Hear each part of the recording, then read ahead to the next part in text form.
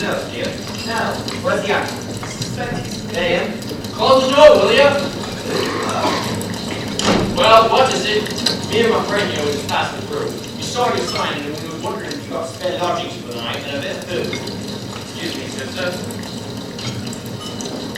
Maybe I can accommodate you. Maybe I can't.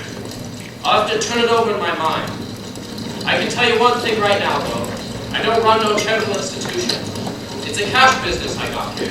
It'll cost you £1 for the two of you for the night. As for a bed, and whatever's left on the table after the other guests eat. I've done cooking for the day. £1, take it or leave it. My good man, money is of no object. Where's the room then? Under the stairs.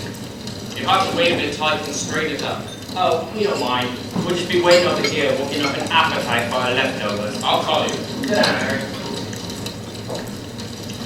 Hope you don't object to a bit of company. Wait, I'll hardly notice you. Don't you worry about a seat, sister. We'll just be like little mice, as quiet and as harmless as you please. Isn't that right, Harry? Well, that's right. That's right. This room will be as silent as a tomb. Whatever it is, I do hope it tastes better than it smells. Well, our numbers, I see, have increased by an additional 2 look. Are you guests here, or someone's misplaced menials? We your sort, Mom. What? Pilgrims? Pilgrims? We're on our way to Canterbury to visit the shrine of St. Thomas Becket. But I wouldn't imagine that's on your itinerary. No, don't be so modest, Harry. Of course, I'm just a working man, madame. A millie, you know. But I do help make the world go round. And Harry here, he's not about plowing. Never depend the blessings of him. But we did think to try this once to make the pilgrimage to dear old Canterbury. For the sake of our sins, you know? So, if that's where you're all going, perhaps you'll just take it on with you. Well, I'm sure I We don't should be know. pleased to have your company. All wanderers in search of salvation are welcome in the eyes of God. That's a lovely sentiment, sister. You're right, Harry. Just know you're Harry. He's speechless with gratitude, Mom. So be it. No doubt you'll prove fascinating additions to our traveling menagerie. Permit me to do the honors. Sister Emily is the humble lady of the cloth you've been addressing. And over here, so eager to return to his book, is Mr. Geoffrey Chaucer, a government official. A minor one. Who dabbles, he tells me, in the writing of verses. Also minor ones. I am really a lady from Bath. A widow. 5 times a widow, in fact. As many husbands as there are fingers on this hand. All different. Some disgusting. Some delightful. At present, I'm thinking of setting out to match the other hand as well. You don't say. Husbands, you see, come in all shapes and sizes.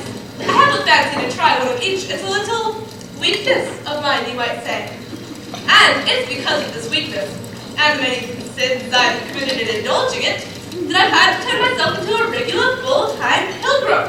I go from one to the next, you know. Jerusalem, Cologne, all the shrines here in England, of course. Sometimes I go to repent of crimes I'm only giving serious consideration to. So, there, you met us all. Not quite. Not. Oh, for heaven's sakes, I've forgotten the night. The fact is, he's so quiet one doesn't notice whether he's here or not. It's a pity, too, because he's a handsome devil, even if he is no more entertaining than a good-sized stone. Ah, Sir William, we were just speaking of you. All good things, all good things. Permit me to introduce these 2 fine fellows. They want to come along with us to Canterbury. I'm Jensen, sir, and this is my chum, a folk lamb named Harry. He's great to follow in your footsteps, sir, for the good of our miserable souls. Let's eat. I'm starved. Oh, Sister Emily, perhaps you'll put us in the proper frame of mind by saying grace. Dear Lord, may we be humble enough to accept graciously what you have set before us, and bold enough to grasp what you have not set before us. Amen. Amen. Pass the bread, please.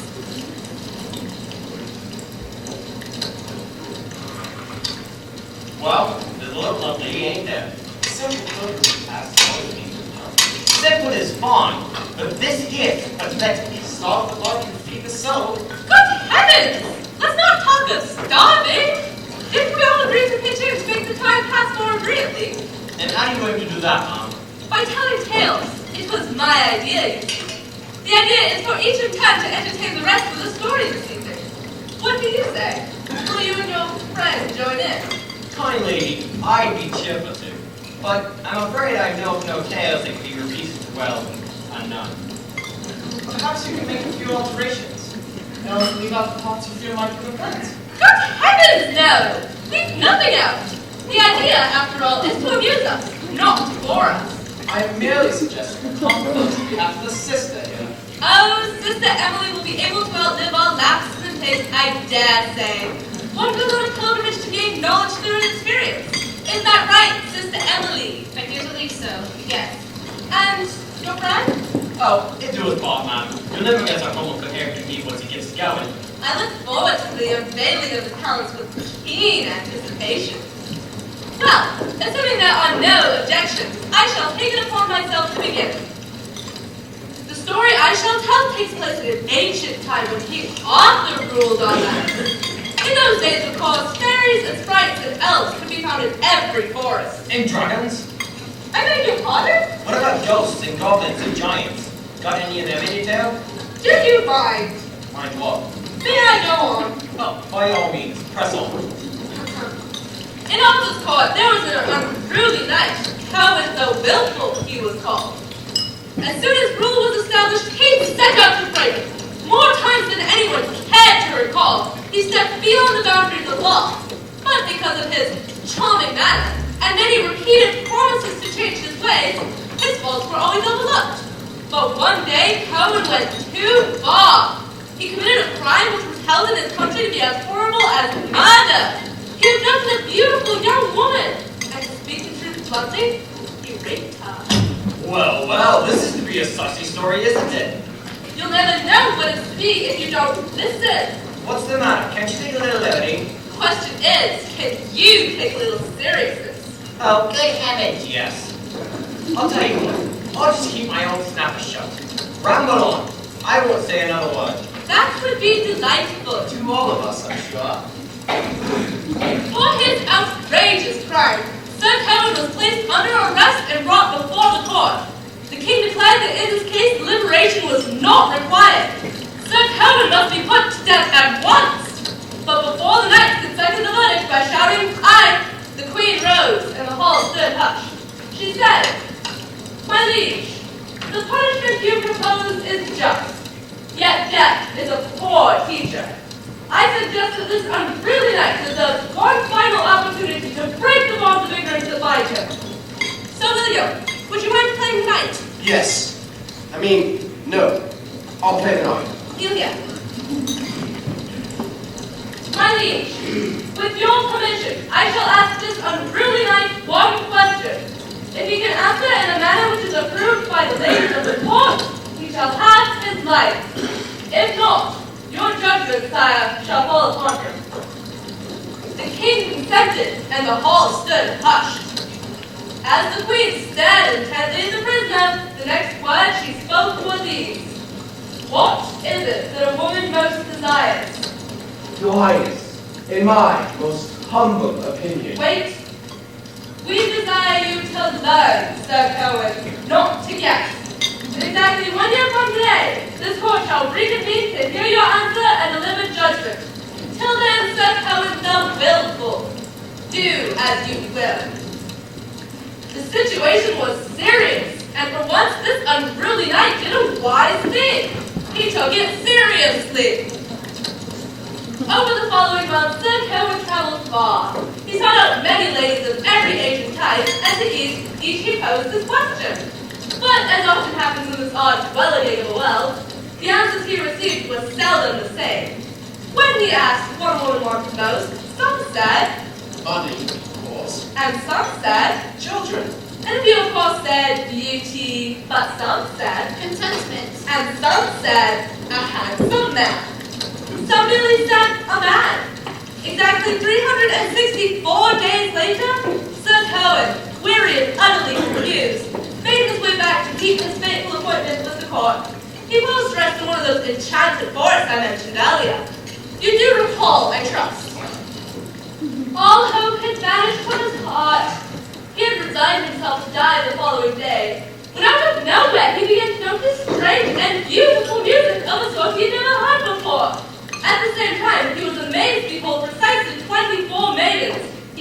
Lorin, dancing in the glade before him. As he rose to get better look, they suddenly disappeared. He rubbed his eyes and looked again, but sure enough, they were gone. As he turned back towards the trees, he was shocked to behold a woman. She was very old and dressed in rags, and in the eyes of Sir Cowan, the unruly knight, she was as ugly as a toad. But when he moved away from her... What is it, fair sir? One can see you're tired and you're weary. Perhaps I can help you if only you'll tell me the cause. If only you could, but it's impossible. Tell me. I've been asked to solve a riddle. If I cannot answer it, tomorrow at noon, they'll put me to death before another sun sets. Tell me the riddle. What is it a woman most desires? I know the answer. I do. I'll whisper it to you too. But first, you must promise me one thing. Anything, what is it? If my wisdom saves your life, you will grant me the first request I make of you afterwards. Very well. What can I lose? And that's how he made his bargain with her. And on the following day, when Sir Cowan was once again brought before the courts, and the Queen asked, "What is it that a woman most desires?" To rule a man. To have her will in all things, without complaint from a husband, brother, lover, or any other man. It was the right answer. So the Queen said, "Your life is bad."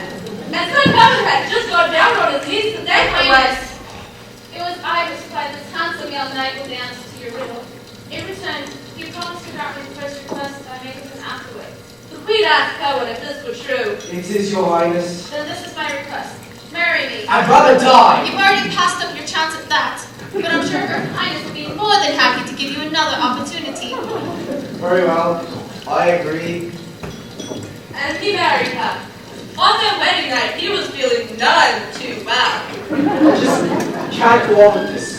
Last thing I wanted was a wife who looked like you. Something wrong with me? Tell me what? In the first place, you're ragged and poor. In the second place, you're a peasant. In the third place, you're old. Old! There's a fourth place too. You're ugly. Know what I think? The real trouble is that you can't see. If you had eyes, what you'd find staring back at you is love, the most beautiful thing there is. Well, you can be sure a wife who looks like me won't give you any cause for jealousy, and I'll stick beside you no matter what foolishness you do. But you may have your choice. Take me, get devotion forever, or take some pretty young chicken who's starting out there in the barnyard to do her best to make you miserable. You're right. I'll do what you want. You'll give me total freedom, that I can do exactly as I please. In short, you'll give me what every woman wants most. Yes, I will. Then, this is what I'll use my freedom for, to please you. Perhaps you'd like me better if I look my best.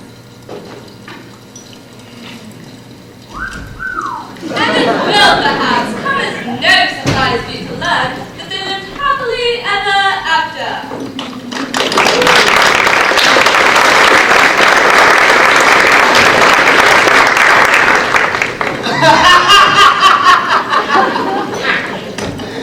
Oh, I get it. So what a woman wants is not a man at all, but a wee squeak of a mouse. If you're pardon my saying so, dearie, you should only speak for yourself. There's some women out there who prefer a man who stands tall and has his way with them. Nonsense! Okay, hold on. Just to show that I'm a fair, pleasant-minded fellow myself, I shall tell you a tale which may awaken your narrow sensibilities to alternative possibilities. Well, ma'am, are you game or not? I can hardly wait. Pray, sir, proceed. I'm impressed, ma'am. You've almost spoken like a lady. All right, now the tale I'm about to tell you is a true one. None of your King Arthur's courts, none of your fairies and riddles and phantasmagorical metamorphoses. If you're wondering where I come by them oversized words, experience. It teaches a man many an unlikely thing. I was once obliged to spend 2 weeks with a former priest. He did nothing but talk until he sobered up, and took 3 weeks, more or less, and I learned words from him that I'd never heard before, some of which the presence of ladies forbids me to repeat. Anyway, the tale I'm about to tell you is a true one. I heard it from a fellow who sworn he'd actually seen it happen. Well, not too far from here, a few years back, there was a lord. His name was Walter, and he was the Duke of Wessex. He was young and spry, and liked nothing better than to hunt with his hawks or his hounds. But as he was getting older, around the ripe old age of 30 or thereabouts, and he having no wife, his vestal lords in Wessex began to worry. So they set about to test him. What will happen to us, they asked. You will pop out one fine morning and leave us with no sooner into the kingdom. You see, now what they was afraid of was a regular dog-pack free-for-all, a civil war, you know, and a general devastation of their land. So, when all that belaboring reached in a bad old pitch, young Walter said, Enough! Though it be far from my heart, for your sakes, I shall take a wife. and he won on that for some length. The long and short of it was, he agreed to marry on the 1st of May, with one condition. That I be allowed to choose as my bride whomever I wish, without the slightest interference or complaint. If I must bow to you in taking upon myself the burden of matrimony, at least I shall retain freedom in this one small choice.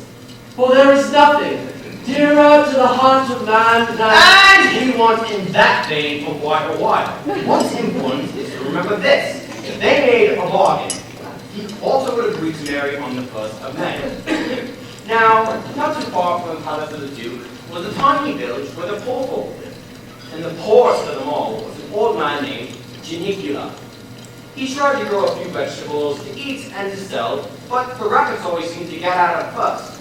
He having no wife, she mercifully passing on to a heavenly reward from his poor, but he had a daughter. She could spin and sew and make tasty stew at almost nothing. Her name was Griselda, and it was thanks to her that the old man managed to stay alive at all. Now, one fine morning, when Walter was out on one of his hunts, he caught sight of her as she was fetching water from her well. I say, pretty wench, you live hereabouts, do you? I do, sir. Here with my father. And what have you there? Water from our well. May I taste it? So, young Walter was smitten. She's pretty, he said. She's shy, he said. I'll stake my life she never gave me a moment's trouble. And then and there, he took it into his head that she was the one that he ought to marry. So he asked to see her father. You there, old fellow, a word, if you please. You won't be out a minute. Got 2 more rows to finish. If you push down your hoe and take a better look. Keep your shirt on, can't you? Oh, beg pardon. You speaking to me, sir? I'm Walter, Duke of Wessex. Lord! And I've urgent business with you, sir. My lord? This girl here is your daughter, is she? That one? My daughter? Zelda? Yes? I want you to marry her.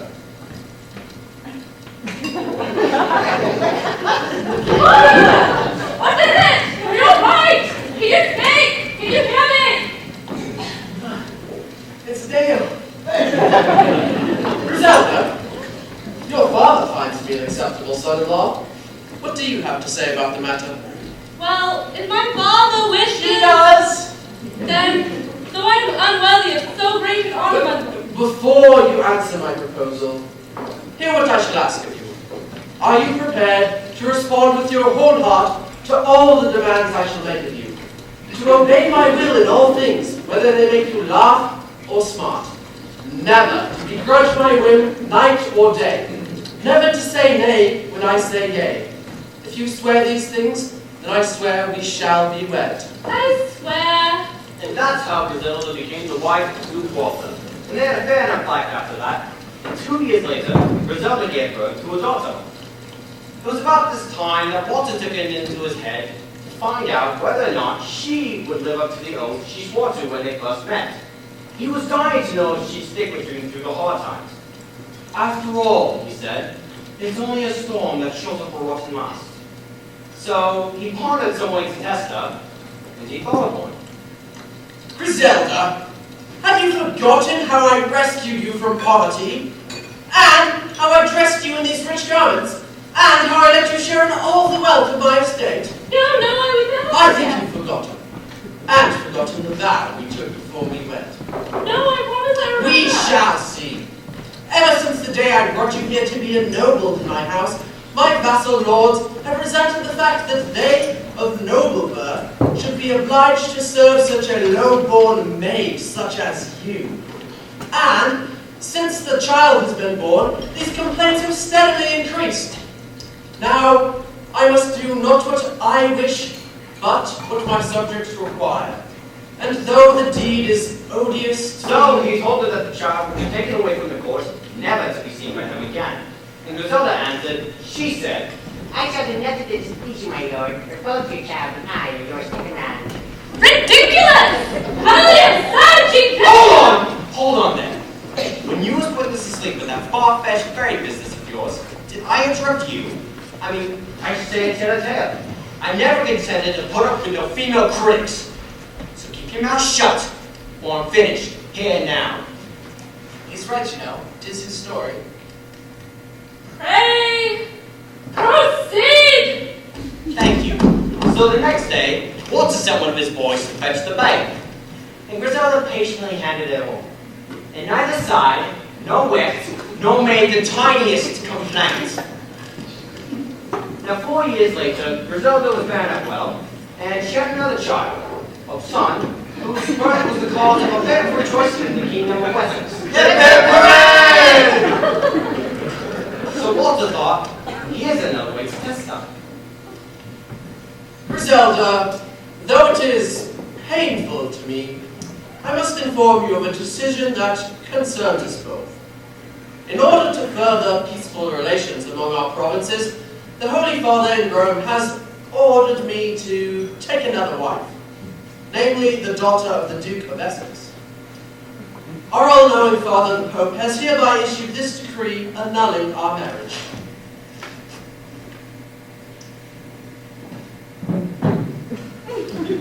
I'm afraid you and your father will have to return to your hut in the village.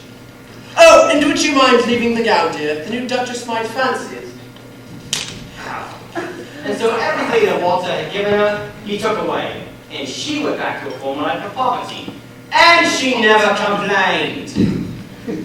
So Walter thought, I have to test her just once more. As the nuptials of Walter, Duke of Wessex, to the daughter, Duke of Essex, shall take place on the morrow, and as there is an insufficient number of servants in his lordship's castle to tender the decorations and preparations for previously mentioned festivities, the Duke wishes you, Griselda, to come to the aforesaid palace to assist with the decorations and preparations for the previously mentioned festivities. Follow me, if you please. And she went.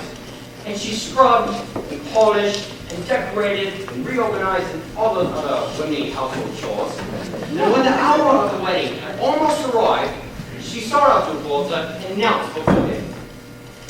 My lord, though I was never worthy to be your wife, nor even your maidservant, and though I was far from deserving the many honors which you bestowed upon me for a character in your mysterious benevolence, yet I am bold enough to make this request, that you should never burden this fair young maiden with such torments as I have endured for your sake. Here upon my knees I ask this boon of you. Enough, Griselda. You are my life, my only love. The decree of annulment was forged. Our children live. He awaits you in the palace, and she is here, not my bride as you are told, but in truth our daughter. And all is well, is it not? And she wept great tears of joy and humbly thanked the Lord. And they lived happily. All right!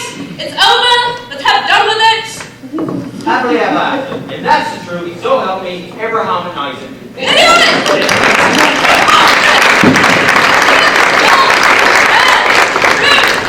I thought I experienced the depths to which humanity might sink, but here is a light, if I might call it that lies fathoms beneath my eeriest imaginings. I shall say no more to you, sir, save this. There is not now, nor ever was, such a nauseatingly subservient sponge as your Griselda. Well, if there was, she's long dead now, and her life, we trust, will never rise again. Well, that's a tale that lies outside the conflicts of gender. Surely someone can recount an amusing story that has nothing to do with love or lust. You, sir? Not you, Mom. But then, I guess... I've got one. Oh, then by all means. In Devon, where my grandma lived when she was young, there was this big, important fellow who loved to meddle in everybody's business. He was an archdeacon, you see, but he was no proper Christian. All the folk who lived there feared him. He fleeced them. He'd drop a warrant for any trifling offence, poaching, say, or idling, or chopping wood on Sunday, and it didn't much matter whether he had done the thing or not. He'd have you dragged before his court, he'd have his cry of guilty, and then he'd stick you with a fine, the limit you could afford to pay. And if you balked at spitting it up, he'd turn you over to one of his bailiffs for punishment. He kept a regular stable of them to lay hands on prisoners and deliver summonses. They were a bad lot, those boys. And the worst of them was a lad named Jack Short. Grandmam knew him personally. She said that he was always smiling, but you could be sure, when he flashed that smile, beneath his cloak he had a hand on his mind. He's the one this story is told of, Bloody Jack. One night, Bloody Jack was out to do a bit of his ugly business. He had a trumped up warrant in his pocket. He was out to see if he could badger up a bribe from a poor old widow who lived about 4 miles out of town. He was riding along, smart as he pleased, and then he comes upon another rider. As this was a lad he'd never seen before, he stops him to inquire. Don't recollect having seen you hereabouts. Where you from? Further north. Oh, you must see up there here but rocks and ice. Depends on the season. Are you travelling for pleasure, or do you have business here? I've business. I'm a bailiff. You don't say. Enough for so little, are you? That's right. That's incredible. I'm a bailiff too. What brings you to my territory? Not looking for trouble, are you? No. It's my charge to locate certain criminals, take them into custody, and bring them to justice.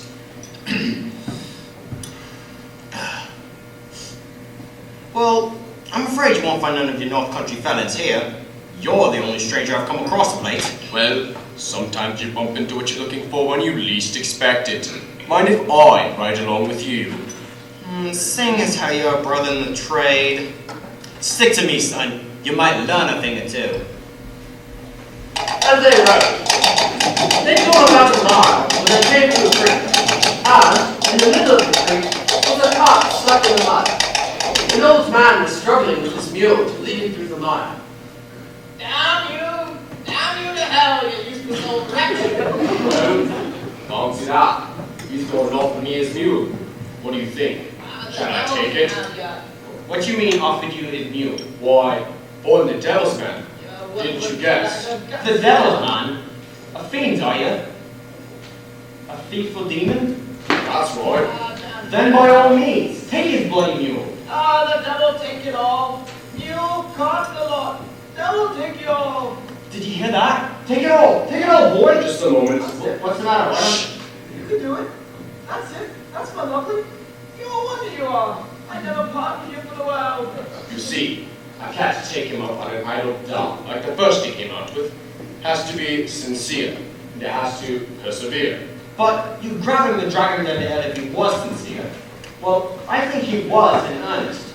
The mule got scared and did his job, so he changed his mind. That's all. He didn't mean his curse, I assure you. He merely indulged in a common earthly custom. And what would that be, friendly fiend? He said one thing and meant another. Perhaps you're right. But if we should come across a person who's sincere, I'd like to see you accept the invitation. I've never seen the devil's work at close before. Your modesty astounds me. However, should an occasion arise, I shall be happy to satisfy your curiosity. Well said, lad. Well, when my work's done tonight, we'll share a drop of ale and then go at it. Shall we ride? That's right. It wasn't long until they came to the home of the woman for whom Bloody Jack had his sons. By now, having had a good laugh with his travelling companion, Bloody Jack was eager to show off his expertise. He meant to make quick work of the old lady. He began to suspect she might have caught sight of him as he was coming out of the lane, and was seriously considering breaking down her door when... Are you mad? Who are you? I'm the Archdeacon's messenger, ma'am. I have ordered for your arrest. The charge is a public behavior of a lewd and obscene nature. Believe me, ma'am, we're all shocked and do not try to deny it. Affidavits from reliable witnesses are a matter of record. The verdict is assured, as well as the sentence. £10 fine and 20 days in the Arctic cellar. I advise you, ma'am, be on your knees before His Grace tomorrow and beg for mercy, or the penalty may be steeper. I can't! I'm ill! The doctor says I dare not walk a mile! And as for this fine you speak of, I have less than 2 crowns to my name! How can I pay such a sum? Besides, I'm innocent! Aren't we all? Nevertheless, mistakes will happen. Fate and justice don't always go hand in hand. But seeing as how you're such a pitiable example of downtrodden humanity, I shall do something for you that I've never done before. Pay me half the fine, a mere £5, here and now, and you'll go free. I can't! I simply can't! I don't have it! I had to buy a new copper kettle last week. I have nothing left! Some days it's like this, you know. I'll take the kettle then, and your cash on hand. Come on now! I'm proposing this arrangement as a considerable personal sacrifice to myself personally.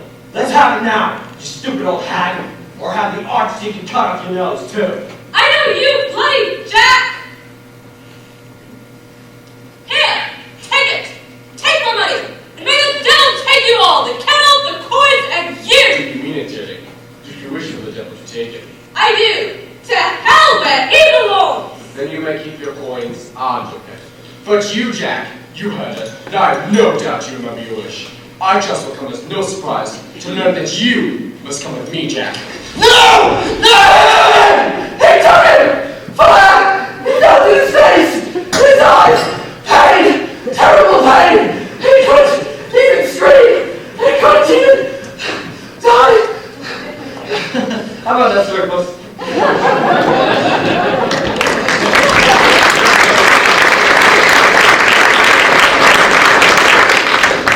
Just the thing, I think he got a bit of rice back in his throat. Come on, drink up, Harry. Drink up. I don't mind if I join him.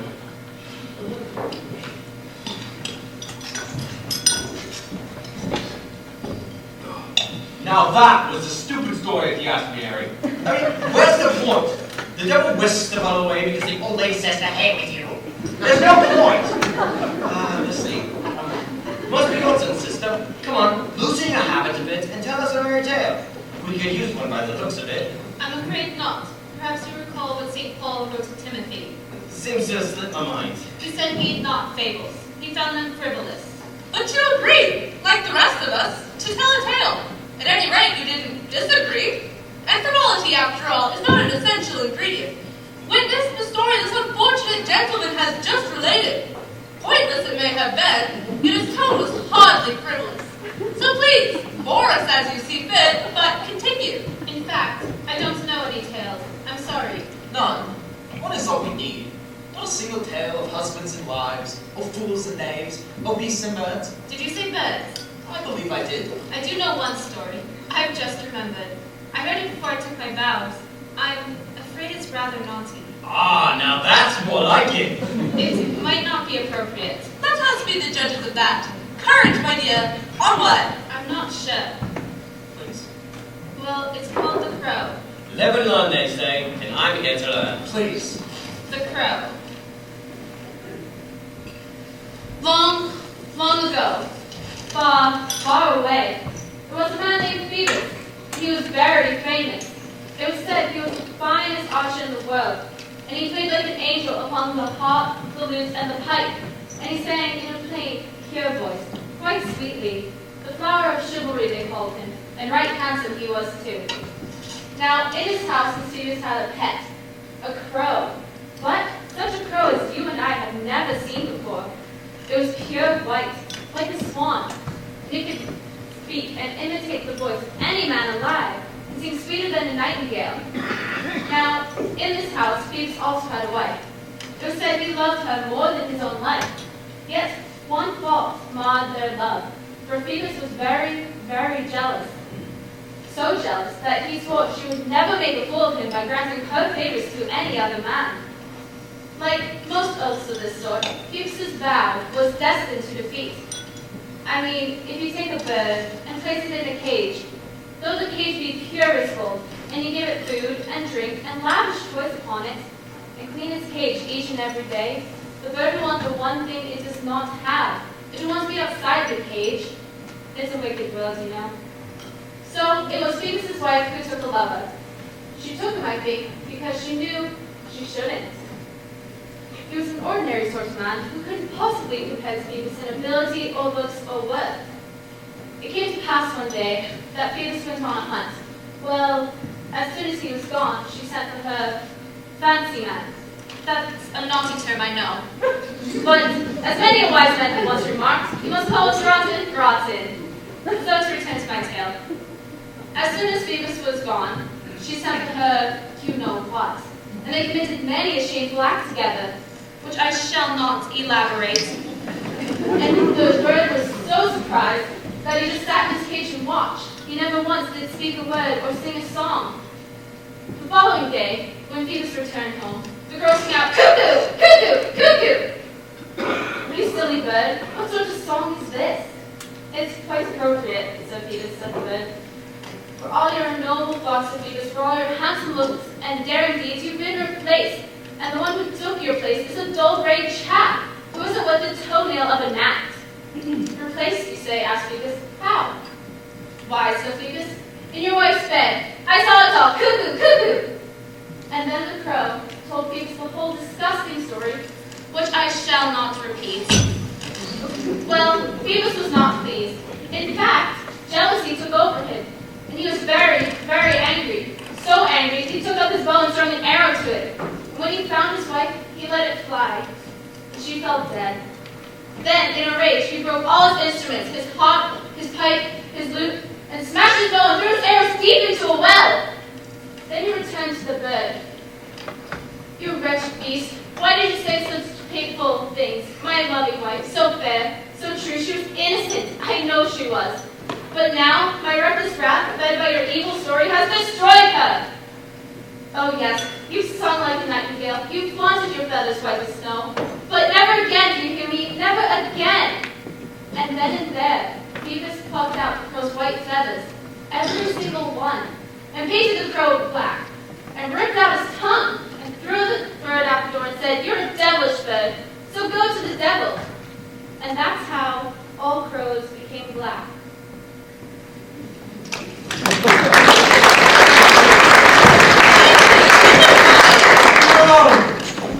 Congratulations, sister.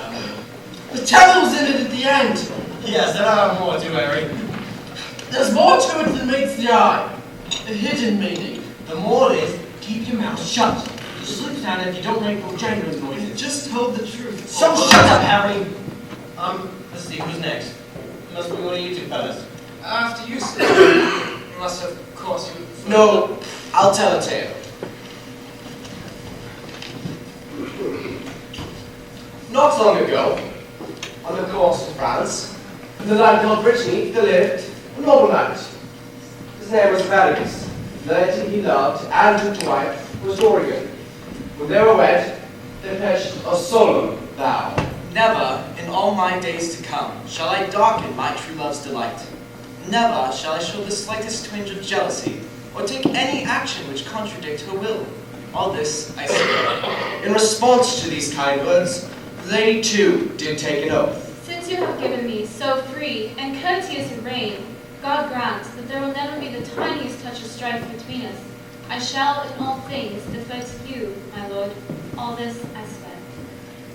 And then he took his wife home to him to the coast of Brittany, the place they call Earth's End.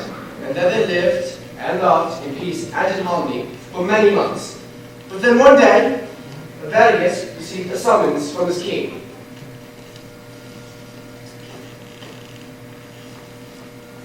In the name of honor and of right, to avenge the insults lately heaped upon us, I go to England to make war upon our treacherous neighbors there. Take up your sword and follow me. And so Vargas took his leave from what he loved more than his life. By duty, I am bound to go. I know. And yet, I fear I leave behind my heart. You shall find the time, I pray you feed it now and then. It shall grow fat, my lord, but I shall waste away, I think, till you return. How long? Soon, I shall be a terror to the Englishmen. Sooner the departure, quicker the return. And thus it was that Avaricus took up arms through the business of the king. Little did she dream that when he departed, that his absence would extend to more than 2 years' time. Her husband's castle faced the sea. Each evening, at the setting of the sun, she would walk upon her battlements and stare into the waves, trying her best to catch a glimpse of the masts and sails that would signal the arrival of her husband's homeward once again. But she saw only the sea and the empty sky, and then she looked downward to the shore and shuddered as she caught sight of the rocks, huge, jagged clumps of stone that fringed across the coast and made the entry to the shore so difficult and unwelcoming. Dear God above, they say thou hast created each and everything for a purpose. Why then hast thou created these rocks? They give no comfort to man or beast. Hundreds of sailors have met their deaths upon them. Perhaps it's true. All's for the best. But this I cannot understand. This pitiless ring of stone. Hear my prayer. Bring my dear husband home in safety. I ask no more, nor ever shall. For his sake, I would these stones turned to dust and vanished upon the waves, never to return. Amen. And a sadness settled upon her, like a coat of pure tarnish, upon pure silver. The lords and ladies of the court did all they could to lift their spirits. Festivities were held on every possible occasion. A holiday, a birthday, any excuse sufficed to laugh and sing and dance. And at these celebrations, a certain squire took part. Aurelius was his name. He found the sight of Lady Lorin irresistible. Silence, beauty, sadness, moved him beyond all measures. Finally, his lonely and hopelessly in love with her. He found the courage to ask her to dance with him one evening, and from the moment he touched her hand, he was never quite the same again. They danced. I danced with her. I spoke, and what I said to her was this. An illness has come upon me, lady. I can dance no longer. I'm sorry, sir. I must confess that I, too, feel unfit to continue. I'm suddenly rather faint. Perhaps fresh air will help us both. Listen, You are kind, sir, but my lady can attend me. I shall attend you. Please. I took her to the battlements, and though he paused and stared into the sea, I knew that I must speak the truth which lay within my heart, though I might never speak again. Dear God, there is no way to say what I must. Is your illness worse, sir? Shall I call for help? It's permanent. Fatal, perhaps. I don't understand. My illness can be cured only by the thing that caused it. The cause. The cause is beauty. A noble, kind, and generous beauty. You are the cause. You drunk too much wine, sir. No, not enough. You must be mine. I cannot be. You shall be. If not now, soon. It shall not be until these stones turn Until to these dust. stones? What must I do? What cannot be done? Destroy them, make them And vanish. if I do, you'll be mine. It cannot be done. But if I do, you'll give yourself to me. Yes. Yes, let me go now. Go. But remember this. I love you. And a promise is a promise. A promise is a promise. And if anything can move these stones, anything in heaven or in hell, I shall find it. And I remembered then a man whom I met some years before when I studied at the university. He studied medicine and chemistry. But one night in a tavern, where he drunk long indeed, he confessed that his true spirit lay in alchemy and magic, and the most ancient wisdoms, and the most ancient treasures. I sought him out and begged him to assist me. How many? Thousands. Each one weighs a ton or more. Sounds impossible to me. Then you can't do it. No, I didn't say that. Oh, you can't do it then. I didn't say that either. No, what did you say? I said impossible. Well, that's what I thought you But said. then again, the impossible is what interests me. I once caused a river to flow inside of a castle once. There were boats in it, fish in it. No dolphins though. Who went crazy when dolphins? Another time at a dinner party, I caused a lion to appear beneath the table. Not a starved one either, a hungry one. I did receive some criticism about that display. But then there was a field of roses I conjured up in the snow last winter. Now that was a great success. But you can't do it then. Can't you make the rocks disappear? Now, Well, I never mind what you thought. I may be able to produce produce an illusion. The illusion that the stones are no longer there. You might? I have to do the devil's own job of calculating. The position of the stars and the sun and the moon, you know.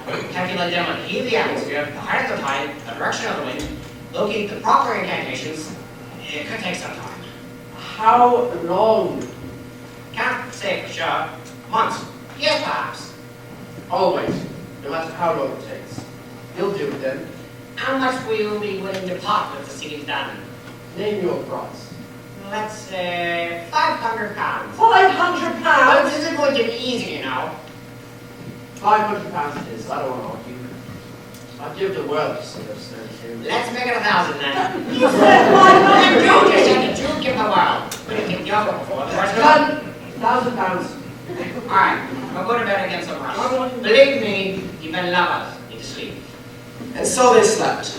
And after sleeping well, Eberle showed the scholar the coast of Brittany and its stones. When will you move them? The time when it comes when it comes, and not before. Till then, be patient. And be quiet! Eberle, by an enormous effort, managed to be patient. But his wait was long, and then... Are you not yet? Not yet! There came a day when sailors sighted ships bound for France from England, and Dorian seemed to smile again. Eberle's husband had returned. Have you not yet? For many days thereafter, Dorian and Eberle were lost in pure delight. But then... Are you ready? Now, tonight. Go to bed and get some rest. I trust you'll need it. When you wake tomorrow, take a look over that. You'll see whether I'm an old senile fool or a pretty clever fellow. I never thought to see this day. You made my dreams come true. I humbly and sincerely thank you. Go on. Eberle set out for the palace garden to claim his prize, and upon his way, her eyes fixed on the sea, I found the Lady Dorian. Lady, I have accomplished the task you set me. If you can now find it in your heart to honor the promise you gave me, then I shall consider myself blessed beyond the highest of angels. Do not speak. Tonight, I shall await you in the palace garden, and your presence or your absence shall be my answer. Until then, your adoring servant, my lady. Oh God, this is the trap I set for myself. And so she hurried to her husband's side. She wished to tell him of her plight, but she, at first, could find no words. What's this? Are you suddenly so sad? What is it? There's a squire here. His name is Aurelius. I know him. While you were away, sir, I foolishly made a promise to him. Yes? Oh, how stupid of me. I only meant it as an excuse to get away from him. What did you promise? To be with him. To be his. I see. But only on condition, and it seemed impossible. What condition? That every stone upon the shore should vanish. Never for an instant did I dream such a miracle, such a monstrous miracle should come to pass. You must go to him. I'd rather die. A promise is a promise. Our love, yours and mine, rests upon a promise. If we break one vow, we break the cord that connects us to everything beautiful and sacred. I cannot. You must. In such matters, the knight has no choice. Nor does his wife. You must go to him. My lord. Please, go. And so she went. You might think the knight unnaturally cold and cruel to send his wife away in such a fashion. But hear my tale through to its end before you register your complaints. As Dorian, in sadness, made her way towards the palace, she met by chance a certain squire. Dear lady, light of my soul, where are you going in such a haste? To the palace garden, sir, as my husband bids me. As your husband bids you. Aye, he is a knight, sir. He holds nothing higher than a promise. And what is your will in this matter? I have none, sir, except to be as true to my husband as I can under the circumstances. And what shall be the cost, do you suppose? 2 broken hearts. Lady, tell your Lord Arvarius this from me. I have seen ample proof of his noble generosity, and I have seen the moving spectacle of a wife who places nothing higher than her husband's honor. Better that I should suffer than that I should sever the bond that binds the two of you together. I release you from your promise. You release me? You are as free as if you never set eyes upon me. It is not only a knight who can be generous. Now, I must take my leave of the truest wife a husband ever had, or a lover ever lost. And so she went, She told her husband exactly what had happened, and he was, shall we say, not unhappy. The young Aurelius had another bargain to account for, so he made his way to that same scholar who had so recently befriended him. £500. That's all I've got. The rest, if you'll permit me, I'll embrace in a year. May take over. What's this? Have I not acted perfectly, done exactly as I swore to do? You have. And you enjoyed the lady's love, I trust, just as you intended. No, I did not. Did not? Why not? Aurelius then explained what you've already heard, and then the scholar said, Well, I'll be damned. So this asparagus guy would rather live in sorrow than see his wife break her promise. And this dork again would rather die sooner of grief than go against her husband's wishes. And you were so impressed by all this goodness that you sent her back into him untouched. Have I got that straight? That's it precisely. Well, brother, I've never heard of three people so courteous. You were a model squire. He was a noble knight. She was the perfect lady. Well, God forbid a scholar should be less generous for the three of you. Keep your money. Cheerio. and so he went. This is a question I often ask myself, and now I shall pose it to you. Which of them do you think was the most generous? I'll say no more, my tale is done.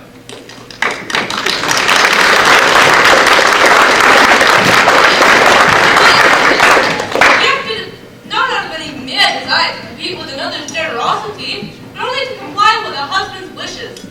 After all, she simply could have omitted to tell her husband of the fact, and then spent a rather pleasant evening in the garden as well. Yes, I'd say she was generous to a fault. I should cast my vote for the husband. It was he who first acted after the principle. He set the standard for them all. You can't really say he was on top of being generous. But for stupidity, that magician takes the prize. I mean, there was £500 right there in his fist, and he tosses it away. Well, come to think of it, none of them was overripe. You missed all what's his name? The lover. He was the most generous. He's the only one who gave up what he loved. The others were willing to, but he didn't. I'm inclined to agree. The knight was the teacher, as we say. But the squire bettered his example.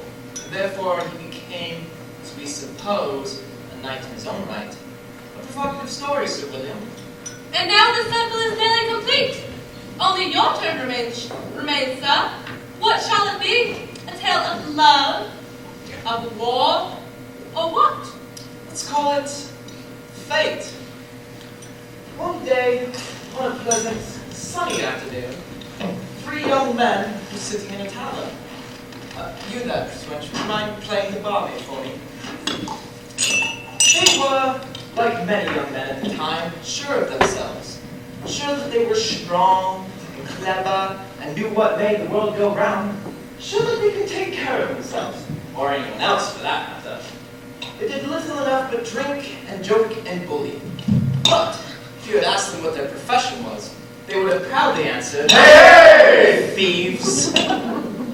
Now, on this particular day, in this particular tavern, at this particular time, the three young thieves were particularly drunk. What's that?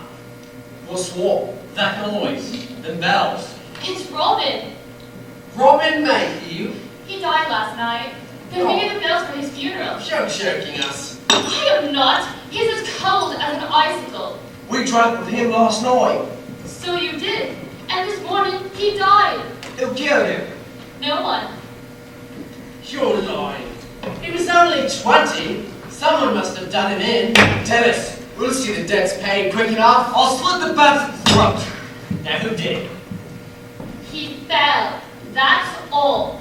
Death took him, like all the rest. Who's she? Never seen her before. I'm just an old widow woman who's lived past her time. That's for sure. But I know death now. I've seen him more than once. I can smell him too. The smell's mighty strong around here.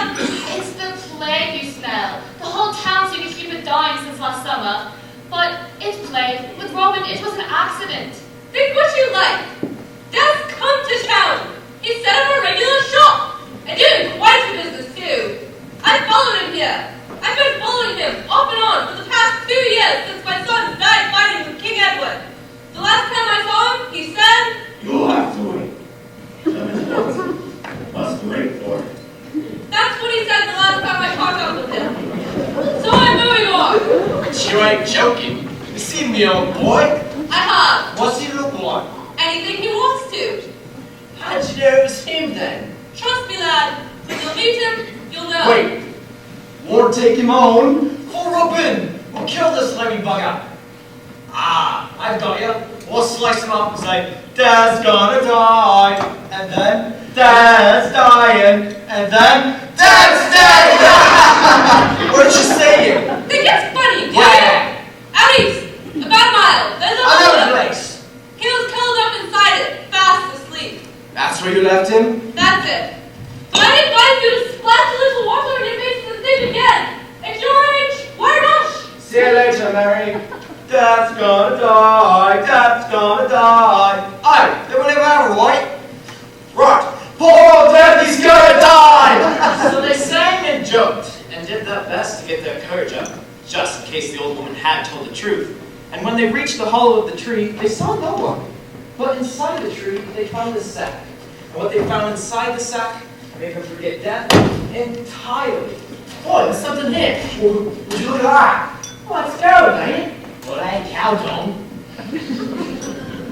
Lord. Didn't have to plan nothing. No breaking in, no beating up, no murder, nothing. Just bumped into it. Stumbled over it. Whose is it, I suppose? Ours. Probably been here for years. Well, Dame Fortune smiled on us at last, my friends. I mean, this is a piece of luck to a dollar. What do you say? Are we the gold lads or ain't we? Oh, I guess we are. Let's see. I think I start with a hotel wine. Don't be stupid. Don't ever do that. Oh, think will you? Anybody sees us with even half a dozen pieces of gold, the whole town will know. We'll be in custody faster than you can scratch your backside. All right, then what do you think we should do with it? Bury it? Should we? Bury it? Just bury your haste. If we wait till nightfall, we can take it anywhere, as safe as we please. We can give out word in the village that we've become seafaring men. In a month or so, we can be in Paris. Paris? Any city you like. What do you say? Sounds right smart enough to me. And you, we split it. 3 equal parts. Boy, I found it! Oh, you wouldn't touch it first. I saw it first. We split it 3 ways. That's the only way it's fair. Alright, and when we leave town, we separate if we like. Each man for himself? Each man for himself. Alright, let's celebrate. 2 men stay here and guard the gold, while the third goes back for a few refreshments. I'll stay here. Don't trust us? Well then, let's draw lots. Shortest straw runs the errand. Ready? Alright, I'm game. Like I said, I'll stay here. Me too. Well then, it looks like I'm off to fetch the drinks. See you shortly, lads. So the third thief walked back to town, and as he walked, a thought occurred to him. In fact, it kept occurring to him over and over as he made his way. The thought was this: the best way to keep a secret was for only one person to know it. And if there was one person left to keep the secret, there'd be 3 times as much gold for him. So, when he reached the tavern, Mary, my dear, out a flagon of the best, if you please. Where are the other 2 copies? Still nosing after the reaper? Yes, I suppose they are. In fact, I shouldn't be surprised if they meet up with him soon. It's an odd world, you know. Perhaps I should remind them what it was they were looking for. I believe it's gone clean out of their heads. You mean, they've sobered up, have they? They're dry as donkeys. That's why they crave up into this. Will you change this for me? Gold? Where did you come by that? I have a job coming up. This is on account. I know, on account of you're a thief. Here's a bit of advice for you, Mary. You may regret your words, but never your silence. Change it. You know, my employer's been having a bit of trouble with his rods. Rods? That's right. They're in his barn. He lost 3 hens last week. You wouldn't, I suppose, have a bit of rat poison in the cupboard, would you? Need rot poison? That's what the money was for? Yes, suppose you kept the change. Could you save me a trip to the apothecary? I think I've got just what you need. Good. I'd like it right away.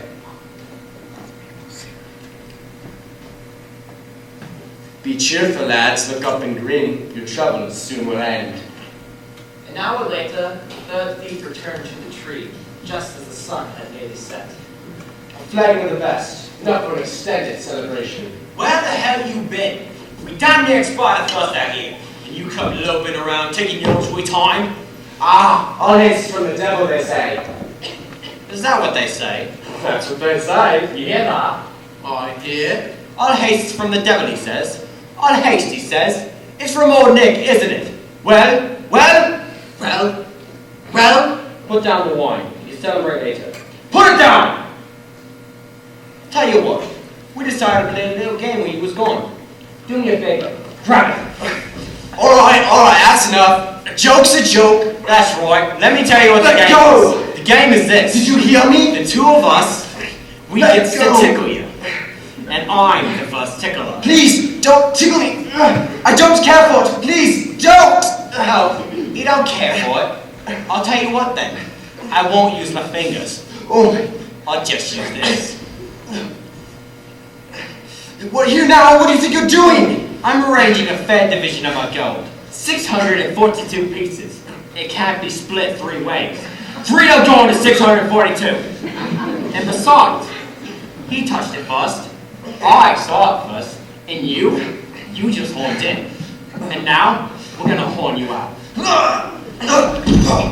You're not as stupid as I thought. What did he say? I'll shut him up. I thought you'd want to drink more than anything. First things first.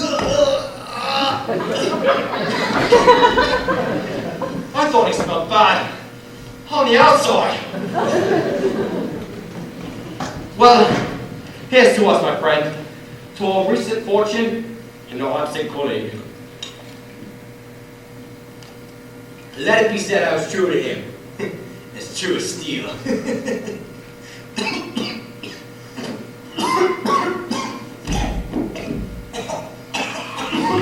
Wine took effect without delay.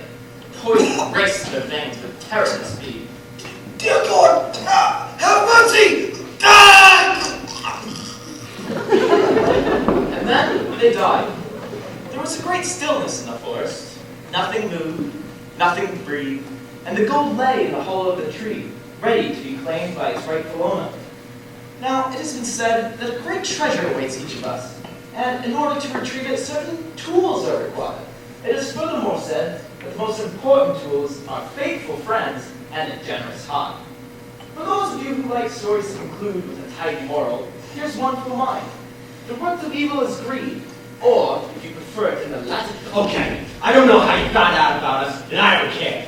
But you keep quiet, right? Or drop that tongue of yours in the stew. Aaron, get a move on. The rest of you remember this. Not a word about us to anyone. You don't remember what we look like, you don't remember our names, and you don't remember which way we went. You breathe a word about us, and we'll be back. And I can guarantee you, the road to Canterbury is the last you'll ever see. Aaron, get the bag. You go without me. I don't want to run. We got run. As long as we got this, we're as good as dead if we don't run. I won't run with you. Why, you filthy little... You can please! Let's remember our manners. It's true that I abhor violence, but sometimes one has no choice. Tell you what, I'm nothing but a blowhard. I'll talk, that's me. Just say what you got in mind for me to do, and I'll do it. He's got a knife! Oh, you're simply going to stand there? I'm afraid it's not my letter word. Good night to you.